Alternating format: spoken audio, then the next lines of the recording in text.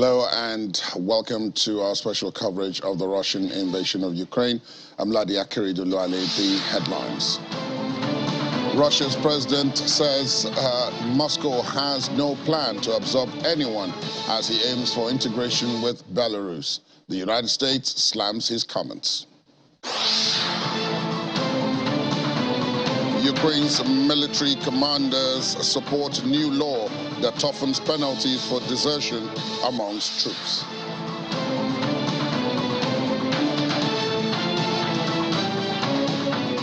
And Iran justifies its alleged transfer of drones to Russia, citing the termination of Resolution 2231.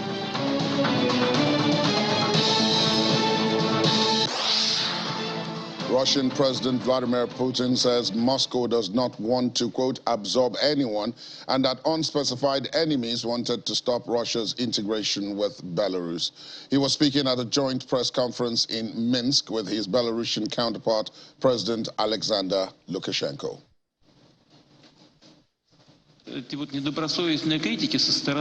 Those unscrupulous outside critics either don't understand what they are talking about, or they say it on purpose, misleading people who don't know much about the topic. It is not about absorption. It is about the coordination of economic policy, just as it's done by many other integration associations. Everything else is superficial nonsense. These are attempts by our ill-wishers to slow down our integration process, and they do it just so they don't get effective and dangerous competitors in the world markets. That's all. Meanwhile, the U.S. State Department spokesperson Ned Price has said that the Russian president's statement saying Moscow does not want to absorb anyone should be treated as the, quote, height of irony, given he is currently seeking to absorb Ukraine. Speaking at a news conference, Mr. Price said Washington would continue to watch very closely whether or not Belarus would provide additional support to Mr. Putin and would respond appropriately if it does. The reported claim from President Putin that he has no intention of, as you said, absorbing anyone in his talks with Lukashenko. Look, I think a statement like that has to be treated as the height of irony, coming from a leader who is seeking, at the present moment, right now, to violently absorb his other peaceful next-door neighbor. We've heard these statements from President Putin at the same time since the earliest days of this conflict and in the weeks preceding this conflict.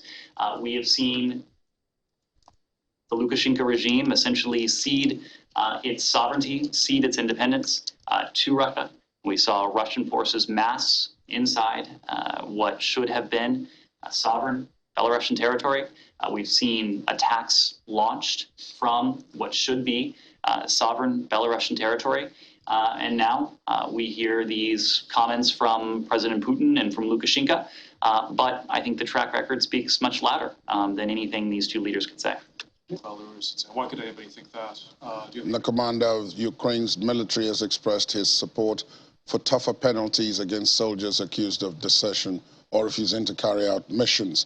Valery Zaluzhny, commander-in-chief of the armed forces of Ukraine, said that he was, quote, forced to raise a rather difficult topic, toughening responsibility for unauthorized abandonment of a military unit or duty station.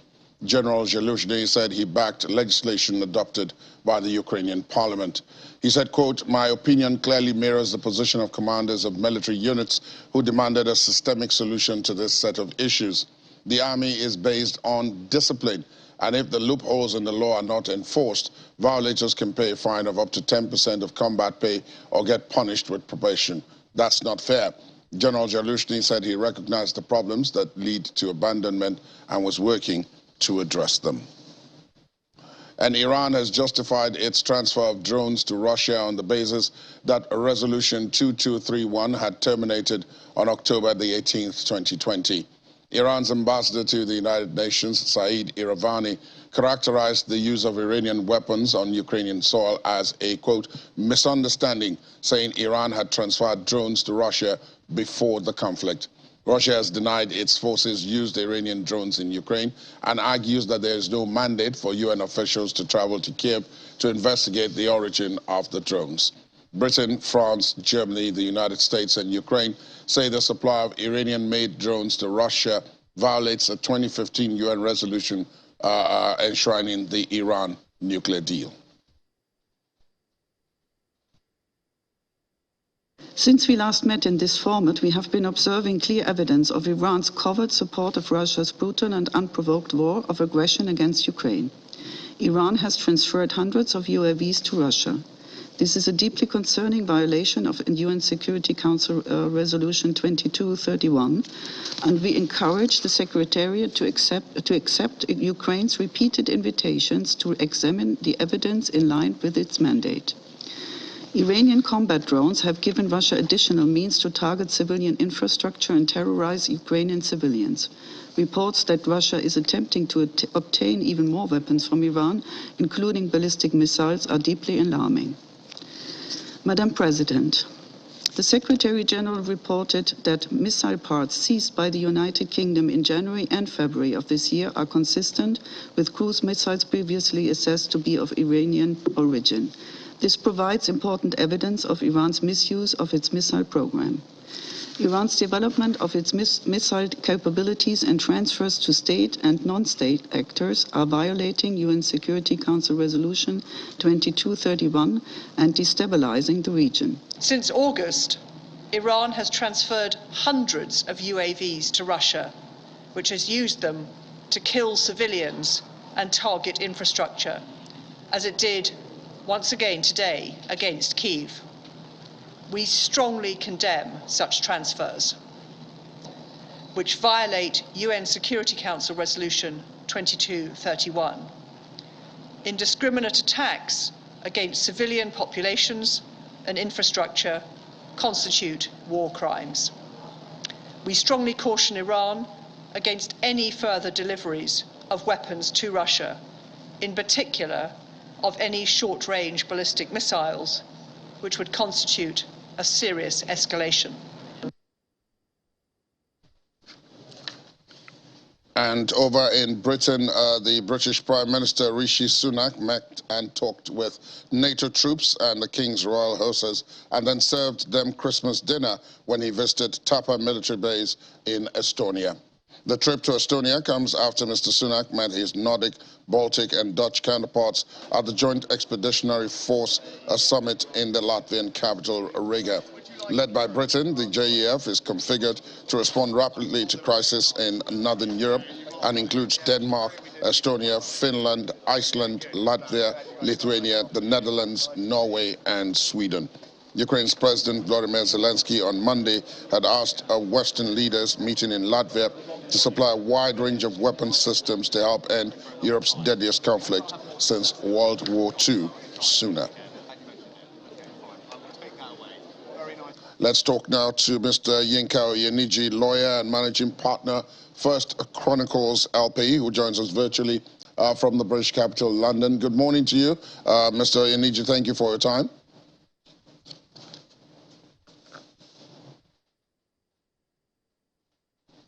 It seems as if you're muted. Perhaps could you unmute? Yeah, I think so. Sorry about that. Thank you, Mr. Nadia. All right, then. I want to start with what I've just been reading about. After a bit of quiet, somewhere even calling it a lull, it seems as if the UK has sprung back to the international arena all of a sudden. The Prime Minister, Rishi Sunak, who has quite a lot of problems dealing with at home, has gone on this trip to Estonia. Do you think this kind of alliances, because this is NATO troops, but it's not exactly NATO, quite a number of the countries that are involved in this particular Expeditionary Force Summit are not all members of NATO. Is there a risk here that we get confused about who is doing what, where, and how? Because, of course, we know that Britain itself is no longer in the EU, even though it is still in NATO. We can put it in perspective, Mr. Ali. You know, just listening to you this morning, I then thought of something, and that is that we have to own this war now. We have now come back to a season where we have to own this war. And the reasons are not far-fetched. You are probably going to even mention them later in the news this morning. You can see that Russia is deepening ties with Belarus. And I then looked at the global map. Okay, so Russia is bordered by Ukraine, Belarus is here, Poland is there. So it's a chokehold, okay? Vladimir Putin is trying to put a chokehold on Ukraine. And so what then means that the rest of the world should do is to start to form alliances out of the traditional alliances. This didn't happen in one day. I keep saying it. Russia's invasion of Ukraine didn't happen in one day. It took time to plan and to consider what the odds are. So if Russia continues to shell Ukraine and the rest of the world is holding back from retaliation on the basis that we do not want to start a war, then we must start to reinforce our defense systems and then decentralize the bodies that are hampered the rest of the world in going full blast against Russia. So this is the first step that you will find countries in the world. You will find US. Biden will make a statement very soon talking about defense systems and all of that. You will find EU countries also making statements, strengthening economic ties to ensure that the chokehold that Russia is trying to put on Ukraine will never happen. Russia would, you would even say at some point, I believe, that Belarus is not going to be absorbed by Russia, but it will be anything but just that. Okay, so there will be economic ties being strengthened. There will be expeditions, there will be trainings, there will be military mights at display, even if no missile has been fired. So everybody is preparing for the new year. Everybody knows that winter is a time that is dangerous to fight Russia in the first place. So countries will continue to decentralize those huge systems. It won't be at the level of UN. It won't be at the level of NATO. It will be one country, the head of one government, visiting the other and trying to deepen ties so that Russia does not run away with a victory during winter. Given that scenario and what I referenced earlier about Prime Minister Rishi Sunak, he's not very well known on the international stage. He's Britain's youngest prime minister in some 2 centuries, I believe. And before that, he was more well known in Britain than he was known outside because he was in charge of the Treasury. And now he finds himself as prime minister and is facing all these veterans, if you like, the likes of Joe Biden, the likes of Vladimir Putin, Emmanuel Macron, and a couple of others. Do you think that he will be able, given what is going on back in Britain, to be able to stamp his authority on the support of Britain for this war the way Boris Johnson was able to do during his own 3 years in charge? So the beautiful thing on the international scene is that government is a continuum. There's a template that everybody will follow. There's Ben Wallace at Ministry of Defense who knew the plan of the Conservatives with respect to this war. So even if for some reason at all, you don't have a prime minister, the template is there to follow.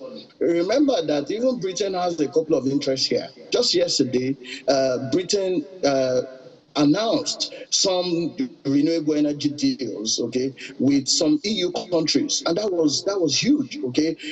Power, the best, the most affordable power, renewable energy that will be accessible to the UK will still be from the EU. So if you like, this is rethinking Brexit. Rethinking Brexit, not in those exact words, but in the actions being taken. So Rishi Sunak is not entirely a new kid on the block, if you look at it that way. He's been in the Treasury, he's been in government, the Conservatives have been in power for maybe close to a decade. So it's not about who occupies the seat at number 10 Downing Street. In fact, if you ask me, I think this is being proactive. He could have left this till January before taking that trip. But everybody's been proactive. You don't wait and let Putin catch you napping. So he's been proactive in going ahead to strengthen ties with EU countries, not at the level of the EU as itself, but those countries coming together. And I'm saying this is no coincidence that UK has signed a memorandum of understanding with strategic EU countries to provide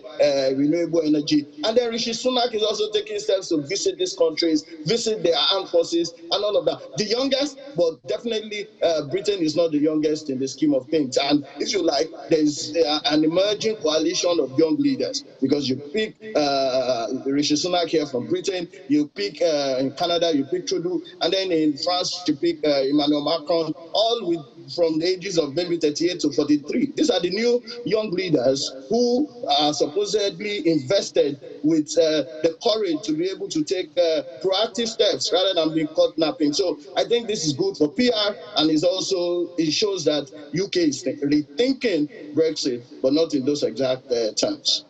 Now, you referenced it again also in your last answer when you talked about new deals on renewables. Surprisingly, Britain has proved vulnerable to these energy shocks, perhaps even more than some of the other countries that one would have expected would have been more vulnerable. The energy shock has led or has exacerbated a cost of living crisis, which has led to pay demands, which has led to strikes.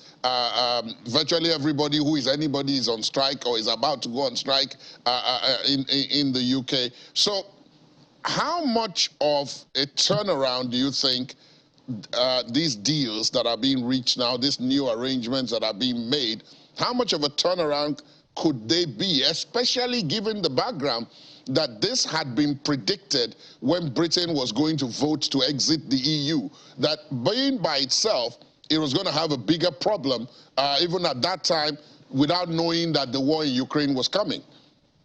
So there's no major turnaround in sight. So let me not appear to be the prophet of doom, but it's what it is. Even Britain will require 10 years to rebuild, and 10 years to rebuild starting from maybe May next year. We expect as soon as possible that we have a new party in Downing Street or at the floor of the parliament. But it does not mean that the miracle is in the offing. We must understand the kind of economy that Britain runs. Britain in particular has been the biggest loser, in this crisis of Russian invasion. They allow the monopolistic approach of managing energy on the international scene by Russia. Russia being the largest exporter, if you like, of gas. All right. So before now, Britain has suspended its own offshore energy generation exercises, including also trying to explore fracking. So for every action we take in governance, there are consequences. It's the truth of the matter. There are consequences. Now, the United Kingdom, by the way, and that's a stopgap.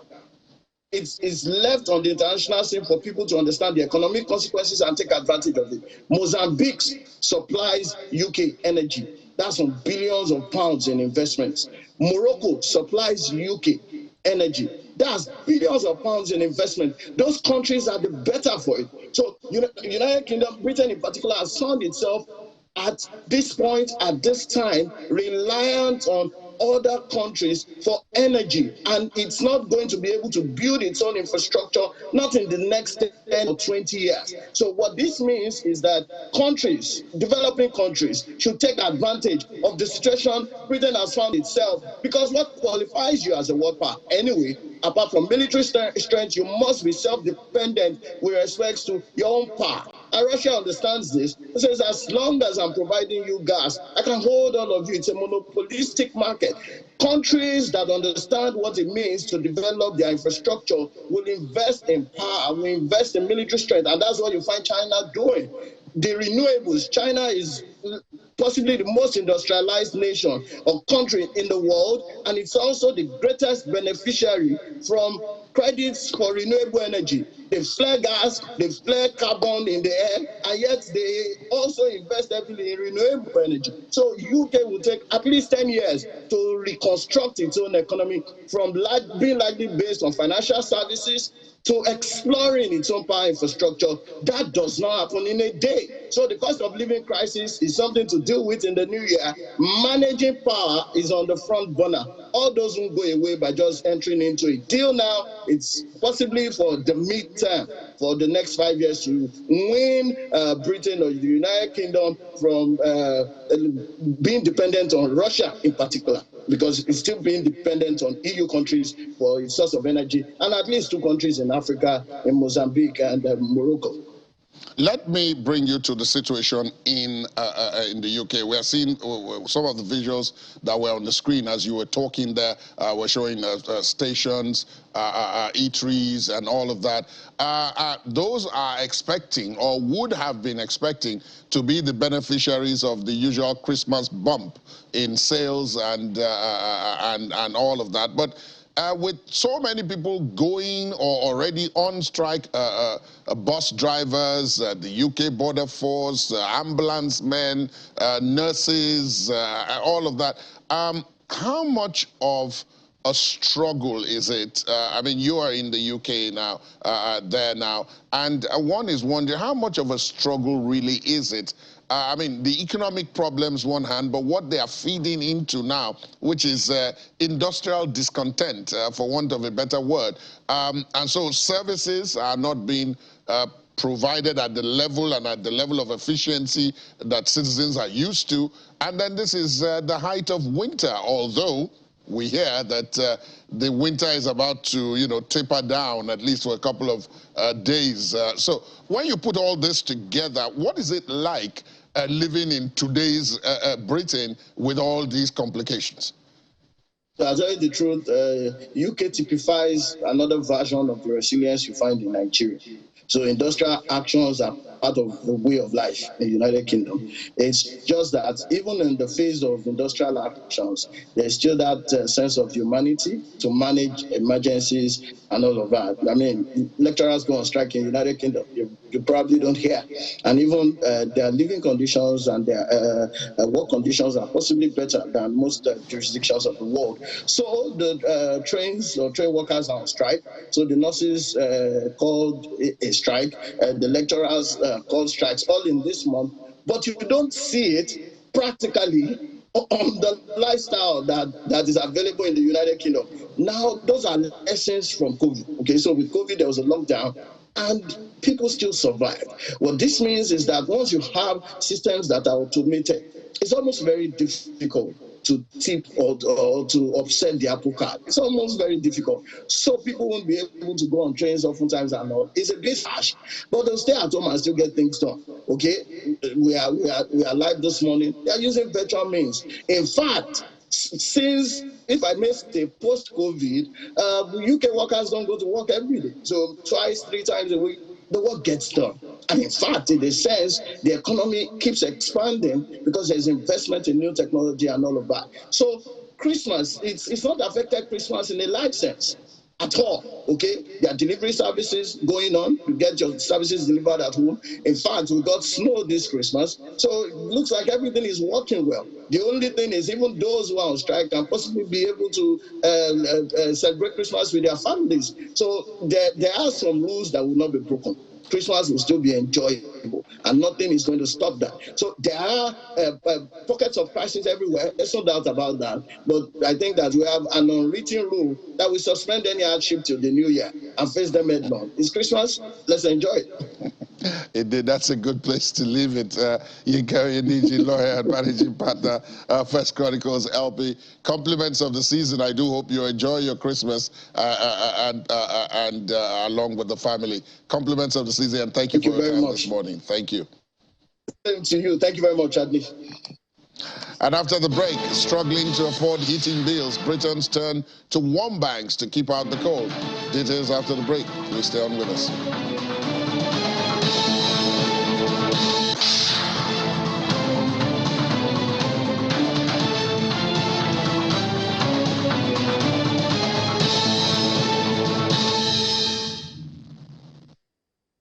Thank Thanks for staying tuned. Welcome back.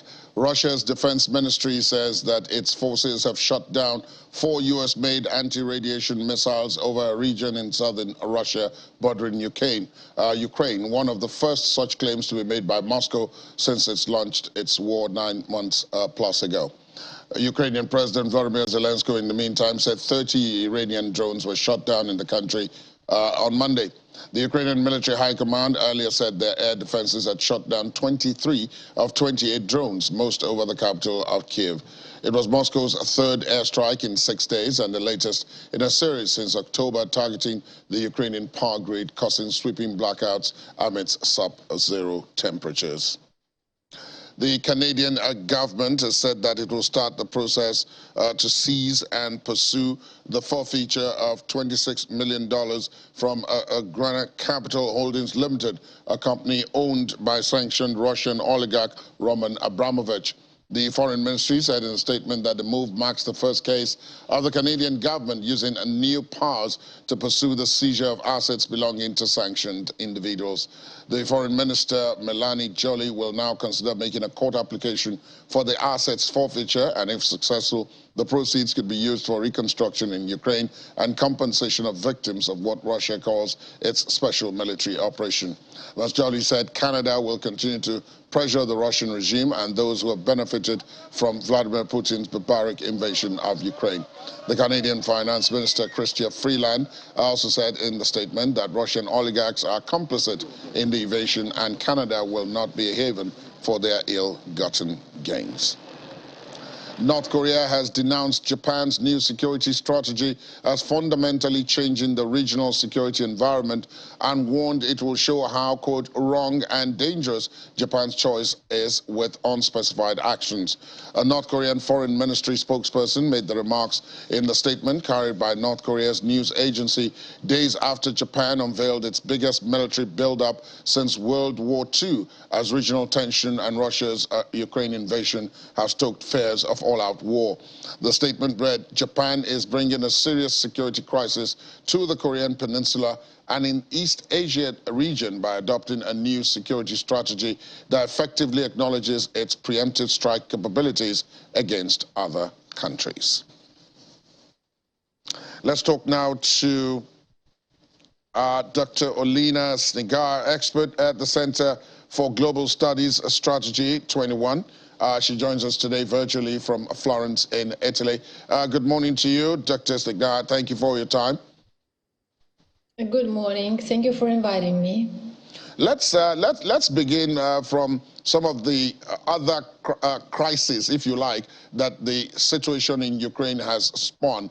I was talking with a guest earlier on about the situation with Belarus now, and it does appear as if the Russian strategy going forward will now include Belarus, although the Belarusians have said they do not intend at this point to join the war formally in Ukraine. What do you make of that? We are here in Ukraine aware, and we also try to acknowledge our partners all around the world and societies all around the world that Belarus is not longer independent country. It's absolutely dependent on Russia. Since 2003, for example, these security forces are fully joined, FSB, Russian FSB totally controls Belarus security forces. Belarus army is a part of Russian army. So Belarus economy doesn't exist just as a part of Russian economy. Belarus energy is totally controlled by Russian companies, as well as we can say about transport system and etc. etc. So today Lukashenko regime is absolutely a puppet regime of Moscow, and it's just a matter of time when they will use Belarus forces. And we consider that they do not use them now, the Belarus soldiers now, just because they don't see the necessity to use them. But let's remember that Russian invasion into Ukraine on the 24th, full-scale invasion that started on the 24th of February this year started also from the territory of Belarus. Russian forces came into Ukraine from the territory of Belarus. They have been dislocated on the territory of Belarus, and they have jointly trained with the Belarus armed forces. Also, we have heard reports that some of Belarus forces, like divisions, they have been involved somehow in the south of Ukraine, but they don't want to show them up. But it's not proved information. So right now we understand that Belarus forces are not involved directly in this war in Ukraine, but the facilities of Belarus army and the territory of Belarus and also the armament of Belarus, the military equipment of Belarus is used completely by Russian army. So it's just a matter of time and Belarus soldiers will be involved. I know you are in Florence, Italy, but I know that you are also in constant touch with people back in Ukraine. Over the weekend and even yesterday, there was this barrage of missiles that were sent to different parts of Ukraine, Kiev, the east, up north, and a couple of other places that had witnessed some quiet. What's the situation like there? Because some of the reports we get are that many of the areas to which these missiles were sent are without power, they're without water, they're without heating, and the weather is really, really, really cold. What are you hearing from home? Well, from right now, the situation is really difficult because Russia managed to destroy like half of energy system of Ukraine, and it's rather bad. I mean, it's the first time, for example, when the metro stopped in Kiev for the whole, like for 24 hours, and right now it still works just partly in a partial regime. Not full lines work. Well, people people are lack of electricity. They also do not have heating system for a long time. They do not have water supply for a long time because it's all connected in the big cities. It's all connected in one system: electricity, heating, and hot water. At the same time, so it's also it's uncomfortable. It's not good life to live, especially for children. Children do not have normal systemic studying at school. They have to go to the shelters from time to time, especially early in the morning and during night period. So, but still, it's like people are trying to manage, and they're trying to. They're doing their best not only to survive, but also to stay optimistic and to save their spirit in this situation, because everybody understands that these are terrorist attacks, and their aim is to break the spirit and the strength of civilians, to create impossible conditions for civilians to live. And that's why civilians, they're trying to be strong, to stay strong, and to support each other. And they create spots with the generators, with the internet, with the heating systems in the big shops, in some business centers, which are open for everyone who wants to work, or who wants just to stay for a while, or to recharge their phones, and etc., etc. So yes, my parents are in Kiev, and my friends are in Kiev still, many of them, though some are also abroad. And some people, they go in the suburbs where they can live in their villages, and they have these wooden stoves, So they create for themselves this like environment, separate environment and self-sufficient environment to survive. But yes, it's quite hard in Ukraine today, but people do their best. I cannot let you go without asking. You've referenced it already. You talked about the Christmas.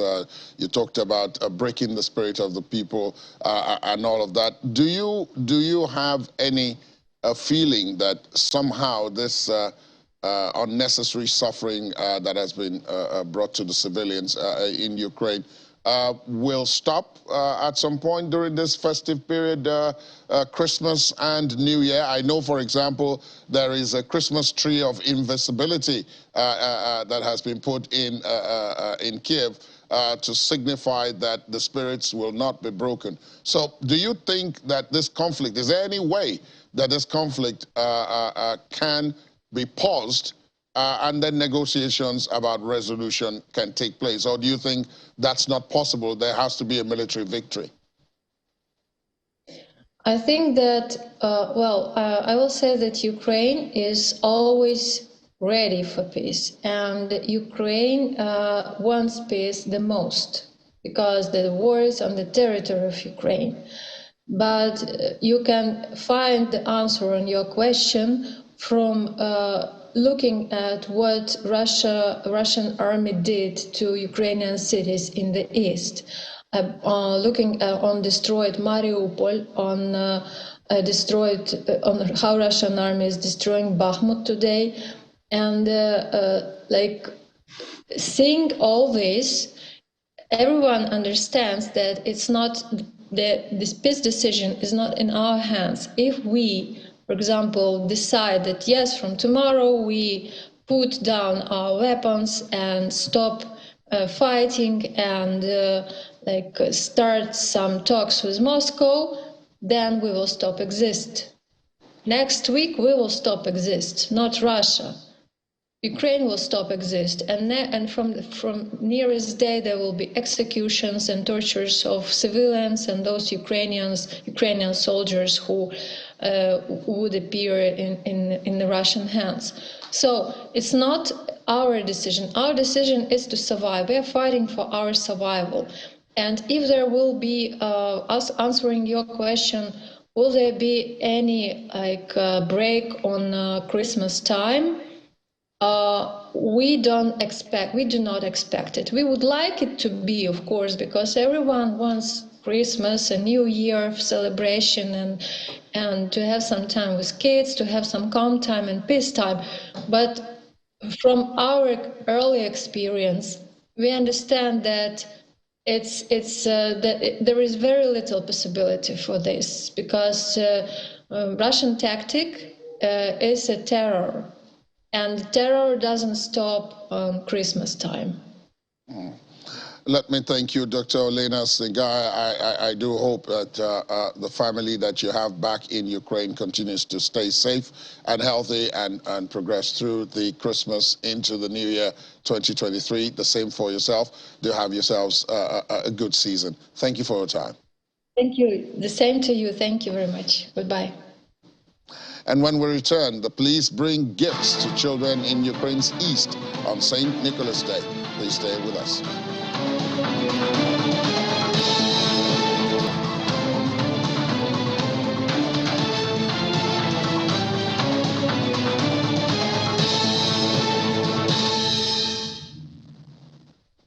Thanks for staying tuned. Welcome back. And Laddie Williams joins me on set. Morning, Laddie. Morning. Pleasant Tuesday, isn't it? Pleasant, yeah, but just listening to Elena back there. Not really quite good sad. for those closer to this conflict, and then those not so close, because everybody is feeling this. Oh, we're feeling it. I mean, the energy. I was talking to Yinka Oniji earlier, and he was quite frank about what was happening with the energy crisis in the UK. Exactly. This issue of cap is not going to make that situation better. In all probability, it's going to make it worse. Exactly, and we're already seeing most EU countries, some of them having concerns about that. We know Germany actually had, concerns before actually agreeing, at this time. But, they're quite desperate at this time. We've seen how, rising energy costs has lifted, inflation in the Eurozone to double digits. And obviously, with no solution, in sight, that means inflation might still keep trending up. But, luckily, we've seen, prices trend downward. Talking about natural gas prices, right. From the highs we saw, and even oil prices, too, have also, come down a bit. And I'm sure that's why we're seeing some kind of deceleration, with the inflation we saw for And therefore, November. even the rate hikes that the central banks are having to impose. Even thinking of going lower, at 50 basis points, that's a good sign. Right. But we still have a bleak forecast, for 2023 because the issues are still there. Most analysts that, that predict the risk, going into 2023, see that there's still, food risk, food security risk, going forward. There's still energy issues going forward. So now but it's a good thing, that they have this, cap, because at the end of the day, they need to protect, citizens, from high gas prices, which is what they are, trying to do with this cap. And they've set it at about 180 euros per megawatt hour. Right. And they also put, some kind of mechanism because, when you set prices, there's a risk of distorting the market. So they've put some kind of mechanism so that with the LNG price fluctuations, they put some kind of 35 euros, on top of that, so that there's some room for maneuvering, depending so on how the prices move. Exactly, so that they can still get, other competitive prices. But we're seeing the exchanges, they're having some issues with this because at the end of the day, they're saying they have to also, check the risk for them because at the end of the day, keeping these prices will distort, how the market... At the tail end of the supply chain. Exactly. So the demand and supply issues, distortions, that's one of the risks. And we saw, Hungary did vote against, this... And they said they are not going to tell the European Commission if and when they're going to change their long-term contracts to suit their national interests. And we saw Netherlands also, abstaining, Netherlands and Austria. Right. So, but we've seen Germany, push forward with it. Hopefully, we'll see them sign this deal, but at least a good sign. They have an agreement now, for the gas prices, and it remains to be seen how that works going forward. Going forward, I mean, we'll have to wait and see how that works. The issues are still there. The IMF has approved a 4-month program for Ukraine. What's that about? Because I remember when you and I spoke last, we said Ukraine could use everything it gets. Everything. So what's this? So basically, they're trying to, set up a kind of mechanism where Ukraine gets the support they need and see how they can front load, this support into 2023 because, we see how this war has impacted their economy. Right now, they're struggling with energy cuts, that's electricity cuts and water issues, with sensitive, infrastructure being targeted, by Russia. So at the end of the day, they're trying to see how, they can secure funding and support for Ukraine because some analysts have talked about a possibility of EU fatigue, towards supporting, Ukraine, because we're seeing the EU and itself struggling economically, with issues. So they're trying to see how they can make sure that Ukraine, keeps on getting, support from these countries, and they've set this, format agenda into 2023 because Ukraine they need all the support they can get. How are the markets looking this Tuesday? The market's still looking quite hammered. I had a peek at the European markets in the red. Still seeing the investors worried about the rate hike outlook. Going into 2023, they're seeing that the ECB is not looking at coming down with those rates anytime soon. Not anytime soon. Yeah, we saw the U.S. markets actually close in the red. Yesterday I looked at the U.S. futures market is also still in the red. Still have issues too with investor sentiment towards rate hikes going forward. But surprisingly, we're seeing the crypto space inching some green you know, this morning we saw Bitcoin there trading about $16,788, up about 1.22%. So we're seeing some green there. Don't know if that's going to be sustainable because we still have the issues, the FTX contagion there still hammering, you know, that market. But it just looks like that Santa rally is looking quite like it's not going to happen. It's not going to happen. Yeah. And I mean, we're just counting down. Exactly. We got 3 more working days, at least in Nigeria, Exactly. before the Christmas weekend. Yeah. And so if it doesn't Although we might get now, that surprise, but who knows? The chance is very slim. Yeah. Thanks, Laddie. More updates, of course, from Laddie and the team on Business Morning and Business Incorporated. Thank you. Thanks, Laddie. Let's look at other stories. Every morning on her days off, Mary Obermez wraps up in her winter coat and heads to Woolwich Centre Library in southeast London, where she spends 2 hours on the computers and keeps herself warm. The 52-year-old, who works as a healthcare assistant in Britain's National Health Service, is among those who are turning to warm banks, designated spaces where people can go if they cannot afford to turn on the heating at home. The war in Ukraine has pushed natural gas prices up sharply, exacerbating a cost of living crisis in Britain, where inflation rates are amongst the highest in the developed world. We are not able Asking to pay. St. Nicholas or Santa Claus. Last month, we have to call them to defer to this month. And this month, the way it's going, we just have to ask them. I was even talking to my husband that if we can call them and defer, or they can spread the debt, you know, so we can be paying on top of the normal bills that comes in here. So that's what we want to discuss with the energy company. It's such a shame that warm banks actually have to exist in this day and age, but unfortunately they do, and we just have to be there to support everyone affected by it, by the cost of living crisis. Yes, I think a lot of people are kind of unfortunately embarrassed and a bit ashamed to admit that they're struggling sometimes. So, you know, promoting our clubs and our warm spaces as different things really kind of makes them feel more, it's more approachable for them. It makes it more approachable for them. There's nothing else we can do with that, yeah. So it's really hard to see them like, oh, mommy, I'm cold. So turn it on for 30 minutes, then turn it off. Turn it off about 1 hour, then we turn it off. Yeah, that's how we've been doing. But it's not been easy from the beginning of this year, really. It's not been. And from Britain to Ukraine itself, where Ukrainian children are asking St. Nicholas or Santa Claus for weapons and air defense systems and victory this Christmas. Ukrainian President Volodymyr Zelensky said this on the day the country celebrates St. Nicholas Day. Quotations: on St. Nicholas Day today, Russian terrorists give a gift to Ukrainian children with new strikes, according to Mr. Zelensky, speaking in a virtual address to the Joint Expeditionary Force Leaders Summit. Ukrainian children in their letters to St. Nicholas are asking for air defense, for weapons, for victory, a victory for them, a victory for all Ukrainians. Mr. Zelensky urged leaders from the JEF, composed of Denmark, Estonia, Finland, Iceland, Latvia, Lithuania, the Netherlands, Norway, Sweden, and the United Kingdom, to continue to support Ukraine with military aid to speed up the movement of Ukraine's armed forces towards victory.